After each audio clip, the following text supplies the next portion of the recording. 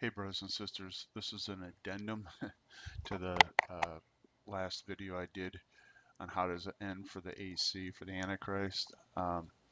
We took a look at Isaiah 10 there. And then after we did the Bible study part, I came back and just was noting that the Assyrian again in Isaiah 10 was the sort of the name that was put in the Old Testament on the Antichrist. And we saw in Isaiah 10 how in the end time the Assyrian comes down to attack Jerusalem uh, and is stopped again by Jesus at his second coming. And as I was digging into that, I said, well, if we're getting close to the end times, maybe we're seeing some of these parallels to the Assyria today. And just almost on a half-hearted notion, I went looking for what's going on in Assyria, and this al-Baghdadi is the head of that ISIS group, and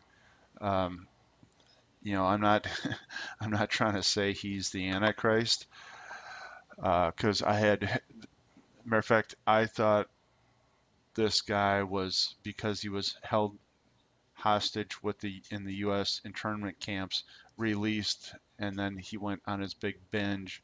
I sort of thought, to be honest, that maybe the CIA had put him up to this, and I still don't know what to think about that. And so I'm not trying to necessarily combine our Bible study with this guy, but it got me thinking that if we're in the end times and God's pointing to the acts of Sennacherib, the Assyrian, as what happens, in terms of who the Antichrist is and what happens at the end of the age, you got to go take a look at this. And so, I took a look at him.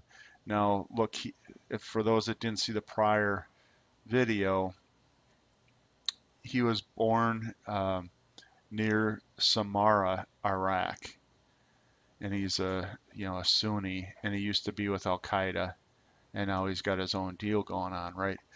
And then I went and I looked, and I said, well, you know, where is, because he's expanding his territory, where is his territory right now? And it's southwest of the Tigris River and north of the Euphrates River. And I looked at ancient Assyria, which is what Isaiah 10 was about. And Assyria is south of the Tigris River. It's probably actually included those cities that we're seeing there on the other side of the Tigris. And it was, here's the Euphrates River. So I wish there was a boundary drawn around this. I know eventually Assyria took over a larger and larger portion of the Middle East. So I guess it really depends on when you say you're making the comparison. But to me, that was a little bit spooky that here this Islamic State deal, ISIS, is,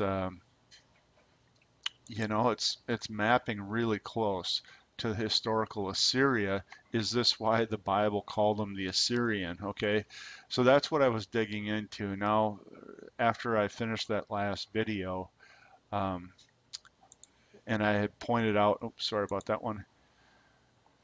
I had pointed out a couple of things about um, al-Baghdadi, and one of them was his birthplace, and it was in this town called, it was near Samarra. And I read, Samarra, uh, a city of Samarra Ati, refounded by Sennacherib. And I thought, oh no, because we're looking for the Assyrian in the Bible to be the Antichrist, and he's closely being patterned in the end time judgment there for for Armageddon. He's paralleling the acts of Sennacherib, the king of Assyria, that attacked, first took the northern kingdom of Israel, and then tried to attack Jerusalem. And the angel of the Lord killed all the troops. And what happens at the end of the age? Um, we see in Isaiah 10, they come after the city of Jerusalem, and we know that there's what, 200 million in the army, and it goes back up into the valley of Megiddo. But Jesus comes in a second coming and kills them, presumably right at the wall of Jerusalem again. So we had a lot of patterning going on in Isaiah 10 with Sennacherib the Assyrian, and now this al-Baghdadi guy was born in this city that was refounded by Sennacherib in 690 BC. And I got to dig into this a little bit more, but there's an ancient Samarra that goes back to 6000 BC that this artifact is from. So I'm starting to think about this, and now, everybody tell me just to calm down, but um, I've also done a bunch of videos where I talk about, you know, Nimrod of old was from this area or ruled over this area as well, and he is uh, most likely the Assyrian of the Old Testament. Um, he's just called the Assyrian, but the tie-ins with Nimrod seem to be pretty strong throughout the Old Testament. And it appears that he comes at the end of the age again. And so now I'm just struggling because the Samarra goes all the way back to the days of Nimrod. This really is, and before. This really is before the flood is bugging me because maybe, I don't know, maybe we're just seeing more and more here. Now, this is even going to blow my mind even more. Let me show you two other things. What's the Islamic significance of this city that this al-Baghdadi is from? The city is also home to the Askari Mosque, containing the mausoleums of Ali al-Hadi and Hassan al-Askari, the 10th and 11th Shia Imams, respectively, as well as the place from where he went into occultation. Um, the Muhammad al-Mahdi, known as the hidden Imam, is the 12th and final Imam of the Twelvers. This had made an important pilgrimage to this city for the Twelvers. In addition, the female relatives of Muhammad and the Imams are held in high esteem by the Muslims are buried here, making this mosque one of the most significant sites of worship. So doesn't that just bug you? So the city this guy is born from happens to be the city that they're looking for the 12th Imam. The Shia Islam thinks he comes out of a well that he fell in, and this is the place where he fell into the well. And this occultation here refers to a belief that the messianic figure, the Mahdi, who is Shia thought to be infallible male descendant of the founder Islam, Muhammad, was born but disappeared and one day will return to fill the world with justice. Man, is this al-Baghdadi guy is born in an interesting city. That's all I can say. It's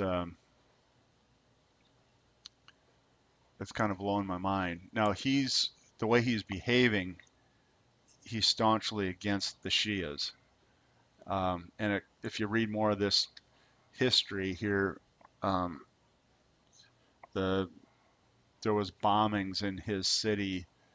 Down here you can see that there was bombings of mosques in the city, and so there was high tension back in the 2000s, mid 2000s, between the Shias and the Sunnis. So maybe he's part of that. I don't know. Um,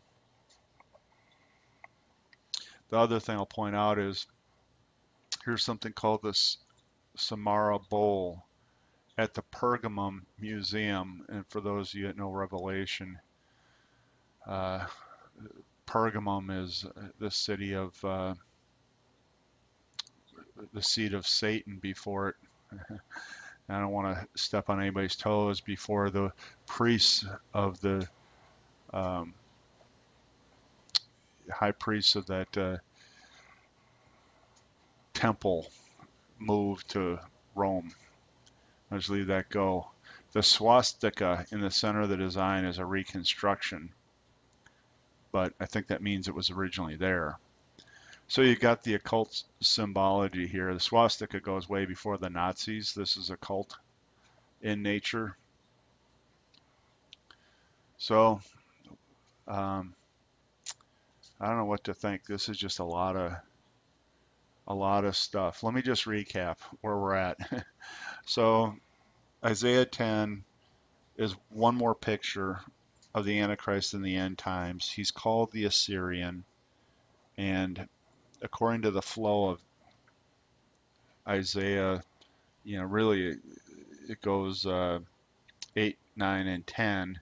We're picturing Assyria of old, 722 BC or whatever, coming first to take the northern kingdom as a judgment for apostasy and treating the poor wrong, then to come and attack the southern kingdom of Israel, Judah, and Jerusalem.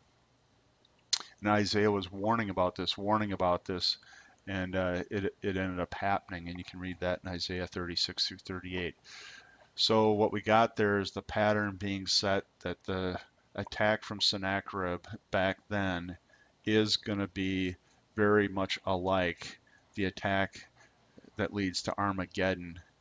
And so, looking at that, I just happen to notice that today's Islamic State is geographically filling the same area of the ancient Assyria, making that really troubling. And then the guy heading that up happens to be born in the city